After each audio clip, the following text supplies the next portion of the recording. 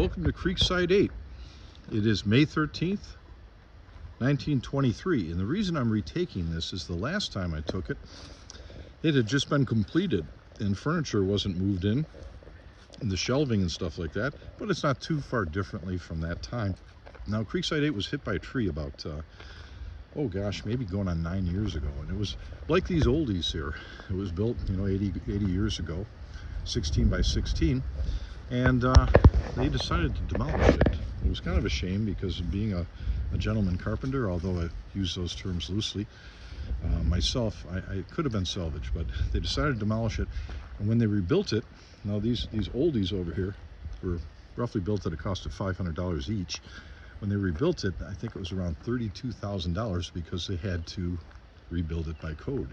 And that means, I think, 42 to 48 inches down on the sonotubes there, the concrete. And then the heights. You can't get away with 6-foot walls anymore.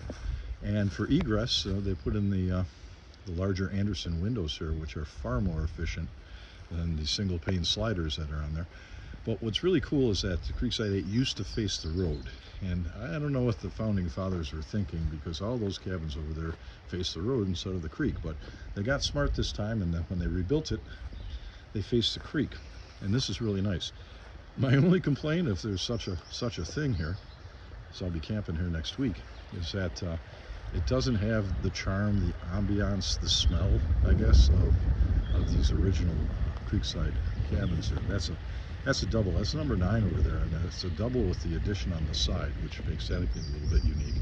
So, anyways, it's still dimensionally the same, 16 by 16 with an 8 by 16 foot porch. But gosh, the floor joists here are 2 by 12, 16-inch on center because of a 16-foot span with still a center girder. And the old ones are 2 by 6s, 2 foot on center, because originally these cabins here were tent platforms that they put walls on, and then eventually a roof, and then eventually a porch. So this is beautifully lined with tongue and groove pine here. It has a highly efficient airtight stove. So what's nice about that, as opposed to the oldies, the old cast iron box stoves and the others, is that you can kind of crank this baby down, let it smolder all night. You don't have to keep up, getting up all night to stoke it and that. They are just going to open this cabin next week, so they have to throw a few things together. So they come out, they total these cabins in the wintertime. They clean them very thoroughly, and they disassemble the stoves and that, make sure there's nothing living inside of them. And it does not have the old gray cupboard, which I really miss, because that gave you a little bit of counter space, but it has some built-in shelves here.